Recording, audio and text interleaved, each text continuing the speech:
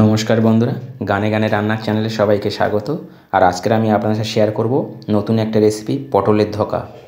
তো পটলের ধোকা কীভাবে বানাচ্ছি সেটাও আপনাদের দেখাবো। আর দেখুন, এরকমভাবে পটলের ধোকার রেসিপি আপনাদের সাথে শেয়ার করব। তা চলুন কীভাবে বানাচ্ছি সেটা আপনাদের সাথে শেয়ার করি বন্ধুরা। পটলের ধোকা রেসিপিটা দেখুন কী দারুণ, এইভাবে আপনারাও বানাতে পারবেন বন্ধুরা খুব সহজে। তা চলুন শুরু করি পটলের ধোকা রেসিপিটা। আর আপনারা আমার সাথে থাকুন বন্ধুরা। পটলের ধোকা বানানোর জন্য আমি এখানে পটল নিয়েছি 400 গ্রাম। দেখুন এখানে 400 গ্রাম পটল নিয়েছি। তা পটলগুলো প্রথমে আমি কি করছি দেখুন, পটলের গাগুলো এইভাবে ছেঁচে দেব। একটা চাকু দিয়ে পটলের গাগুলো ছেঁচে দেব। তার ওপরে যে মোটা লেয়ারটা সেটাকে অনেকটা পাতলা হয়ে যাবে, আর সবুজ অংশটুকু বাদ যাবে। দেখুন এইভাবে আমি কিন্তু সব পটলগুলো ছিলে নেব। এইভাবে সব পটলগুলো আমি ছিলে নেব বন্ধুরা। সব ছাড়িয়ে নিলাম। আর এখন আমি একটা প্লেয়ার দিয়ে সাইড দিয়ে অল্প অল্প করে, পুরোটা ছাড়াবো না, জাস্ট এই সাইডকে 3 সাইড এরকমভাবে অল্প করে ছাড়িয়ে নেব। জাস্ট 3 সাইড এইভাবে সব পটলগুলো আমি ছাড়িয়ে নেব।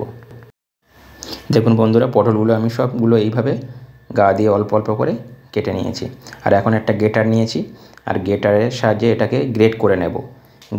ওপরের মোটা অংশটুকু নেব, ভিতরে যে দানার যে অংশটুকু নরম অংশগুলো আছে সেগুলো কিন্তু আমি নেব না। সাইড দিয়ে জাস্ট এইভাবে আমি গ্রেট করে নেব। দেখুন উপর দিয়ে সাইডগুলো, ভিতরে যে দানা অংশটুকু আছে সেটুকু কিন্তু আমি নেব না। এইভাবে আমি গ্রেট করে নেব। দেখুন সাইড দিয়ে নিচ্ছি কিন্তু আমি এইভাবে সাইড দিয়ে। দেখুন বন্ধুরা, এইভাবে আমি গ্রেট করে নেব, কিন্তু সবগুলো মাঝখানের অংশগুলো বাদ দিচ্ছি। দেখুন শুধু সাইডের সবুজ অংশগুলো আর মোটা অংশটুকু নিচ্ছি। তাই এইভাবে আমি কিন্তু সবগুলো গ্রেট করে নেব। দেখুন বন্ধুরা, এইগুলো সবগুলো আমি এইভাবে গ্রেট করে নিলাম, আর এইগুলো এইভাবে রেখে দিচ্ছি। এটা একটা আলাদা রেসিপি বানাবো, পটলগুলো ভিতরের অংশগুলো দিয়ে একটা রেসিপি বানিয়ে আপনাদের দেখাবো। আর সাইডের যে মোটা অংশটা সেটা আমি গ্রেট করে নিলাম। বন্ধুরা, একটা বড় দেখে জায়গা নিয়েছি। তো এটার মধ্যে আমি এখন মিক্স করব। প্রথমে পটলের যে গ্রেট করা অংশগুলো সব দিয়ে দিলাম। গ্রেট করা অংশগুলো সব নিয়ে নিলাম একটা বাটিতে। এখন এটার মধ্যে দিয়ে দেব পেঁয়াজ, কুচানো পেঁয়াজ দেব, আর একটু কুচানো লঙ্কা দেব, গ্রিন চিলি দিয়ে দিলাম বন্ধুরা। এখন দেব স্বাদ মতন লবণটা দিতে হবে এখানে, তাহলে পটলের যে পেস্ট থেকে জল বেরাবে। দিলাম হলুদ দিলাম, দেব ধনে আর জিরে গুঁড়োর পাউডার দিলাম, জাস্ট অল্প করে, যেমন পরিমাণে বানাবেন তেমন পরিমাণে দেবেন। দিলাম red chilli powder, Kashmiri red chilli powder দিলাম কালারের জন্য। দিয়ে ভালো করে আমি এটা এখন মিক্স করব। তাহলে যে পটলের যে এটা পেস্টটা বানিয়েছি ওটা দিয়ে একটু লবণ দিয়েছি, জল ছাড়বে বন্ধুরা। এইভাবে ভালো করে কিন্তু মিক্স করতে হবে। দেখুন এইভাবে মিক্স করে নিলাম। আর এখন দেবো বন্ধুরা দুটো ডিম দেবো এর মধ্যে ভেঙে। আপনারা চাইলে নিরামিষও বানাতে পারেন, আমি ডিম দিয়ে বানাচ্ছি, তাহলে খেতে খুব ভালো লাগবে আরও। তো এইভাবে ডিমগুলো দিয়ে আবারও আমি এটা ভালো করে মিক্স করে নেব। আবারও ভালো করে এইভাবে মিক্স করতে হবে বন্ধুরা। আর যেহেতু লবণ দেওয়া আছে, আর অলরেডি পটল থেকে কুচানো পেঁয়াজ থেকে জল ছাড়বে বন্ধুরা। তো এইভাবে আমি রেখে দেব 10 মিনিটের জন্য, আরও 10 মিনিটের জন্য রাখবো বন্ধুরা। এরকম একটা অ্যালুমিনিয়ামের পাত্র নিয়ে নিয়েছি, আর এর মধ্যে একটু তেল দিয়ে দিয়েছি। আর এখন আমার মিশ্রণটা এর মধ্যে ঢেলে দিলাম। দিয়ে এটা আমি এখন ভালো করে চারিদিকে সমান করে দেব। তেল অবশ্যই করে দেবেন বন্ধু, তাহলে নিচ থেকে উঠে যাবে ঝাট করে। এটা যখন ভাপানোর পরে অলরেডি ঝট করে উঠে যাবে, তাহলে সময় বসে যাবে না নিচে। এইভাবে দিয়ে দিলাম।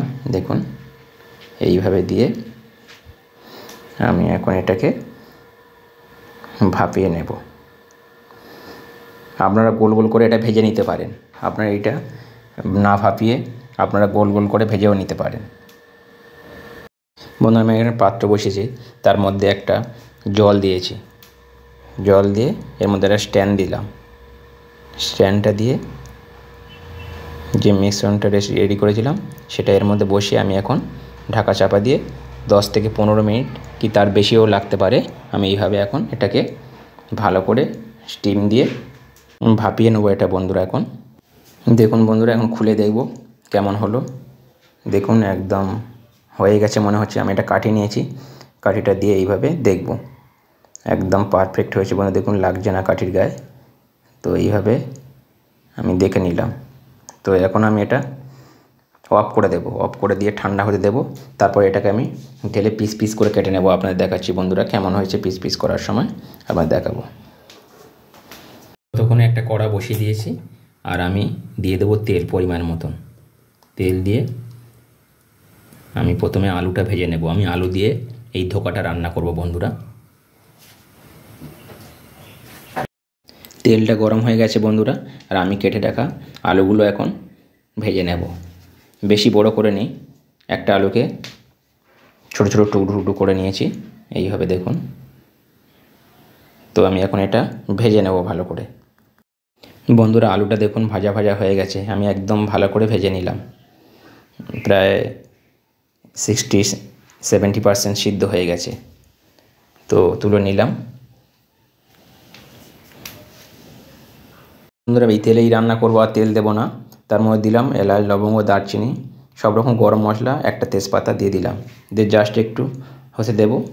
হওয়ার পরে আমি এখানে পেস্ট করে রেখেছিলাম পেঁয়াজ, আদা, রসুন, টমেটো আর একটু নারকেল দিয়ে আমি পেস্ট বানিয়েছিলাম, সেই পেস্টটা দিয়ে দিলাম বন্ধুরা। জাস্ট অল্প করে পেস্ট বানিয়েছিলাম, অল্প অল্প দিয়ে তো পেস্টটা দিয়ে দিলাম। দিয়ে পেস্টটা এখন ভালো করে আমি ফ্রাই করে নেব বন্ধুরা। এইভাবে পেস্টটা কিন্তু ভালো করে ফ্রাই করতে হবে। দেখুন বন্ধুরা মশলাটা কষানো হয়ে গেছে আর অলরেডি তেল ছাড়া শুরু করেছে। তো আমি এখন দিয়ে দেবো এর মধ্যে কিছু মশলা অ্যাড করব এর মধ্যে। তো প্রথমে দেব হলুদ গুঁড়ো, হাফ চামচেরও কম, একদম অল্প, যেহেতু অল্প পরিমাণে রান্না হচ্ছে আমি অল্প অল্প করে দেবো। দেবো red chilli, Kashmiri red chilli powder, দেবো একটু ধনিয়ার গুঁড়ো, আর দেবো আমি একটু জিরে গুঁড়ো পাউডার। ব্যাস এগুলো দিয়ে আবারও ভালো করে মিক্স করে নেব।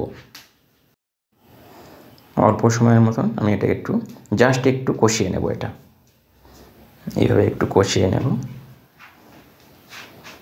দেখুন মশলাটাকে জাস্ট একটু এইভাবে আপনারা কষিয়ে নেবে। নিয়ে দেবো আমি এখানে মিক্সি ধোয়া জলটা আমি দিয়ে দেব। জল দিয়ে দিলাম, আরও একটু জল লাগবে বন্ধুরা, আরও একটু জল দেব। একটু নেড়ে নেব এইভাবে। দেখুন কি দারুণ লাগছে দেখতে। আর আমি এর মধ্যে আরও একটু জল অ্যাড করব, আর একটু জল লাগবে, একটু জল অ্যাড করে দেব। জল অ্যাড করে দিলাম। দিয়ে এখন আমি এটা বেশ কিছুক্ষণ ফুটতে দেব বন্ধুরা। বেশ কিছুক্ষণ ফুটিয়ে নেব এটা। বন্ধুরা ঝোলটা ফুটে গেছে দেখুন। আর আমি ভেজে রাখা আলুগুলো এখন দিয়ে দেব, কেন আলুটা সিদ্ধ হতে আর একটু সময় লাগবে। তা আগে আলুটা দিয়ে দিলাম। দিয়ে বেশ কিছুক্ষণ ঢাকা চাপা দিয়ে রেখে দেব বন্ধুরা। এখন এটা ঢাকা চাপা দিয়ে দেব।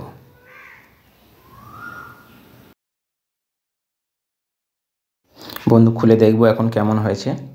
দেখুন এটা কি দারুণ একটা গন্ধ ছাড়ছে বন্ধুরা, ফাটাফাটি একটা গন্ধ। আর কালারটা কি দারুণ হয়েছে, সিদ্ধ হয়ে গেছে আলুগুলো। তো আমি এখন কেটে রাখা পিস পিস করে কেটে রাখা পটলের ধোকাগুলো আমি দিয়ে দেব বন্ধুরা। বন্ধুরা আমি কাটার সময় এটা কোনো কারণে স্কিপ হয়ে গেছে, আমি দেখাতে পারিনি। আপনারা চাইলে এই ধোকাগুলো ভেজে নিতে পারেন, কিন্তু আমি ভাজবো না, এইভাবে খেতে ভালো লাগে। আপনারা চাইলে ভেজে নিতেও পারেন। আমি এইভাবে দিয়ে দিলাম বন্ধুরা সবগুলো। দিয়ে বেশ কিছুক্ষণ ফুটিয়ে নিলেই রেডি হয়ে যাবে পটলের ধোকা রেসিপি। আর খেতে খুব দারুণ লাগে বন্ধুরা, আপনারা এইভাবে ট্রাই করে দেখতে পারেন। তো কেমন লাগলো রেসিপিটা সেটা কিন্তু আপনারা আমাকে জানাবেন বন্ধুরা। আর নতুন বন্ধু হলে প্লিজ চ্যানেলটা সাবস্ক্রাইব করে পাশে থেকে যাবেন। আমি ছোট ছোট করে কেটেছি, আপনারা চাইলে বড় বড় করে কাটতে পারেন বন্ধুরা। আমি ছোট ছোট করে কেটে নিয়েছি এইভাবে। তো আরও একটু ফোটাবো আমি, জাস্ট একটু ফুটিয়ে সার্ভ করে আমি দেখিয়ে দেবো।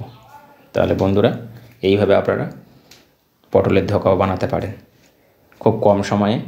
আর এটা নিরামিষও বানাতে পারেন আপনারা। দেখুন এইভাবে বন্ধুরা, দেখুন কি দারুণ লাগছে, একদম রেডি হয়ে গেছে। আর আমি এখন ওপর দিয়ে একটু গরম মশলা দিয়ে, আপনারা চাইলে ঘি দিতে পারেন, আমি জাস্ট একটু গরম মশলা দিয়ে দেবো ওপর দিয়ে।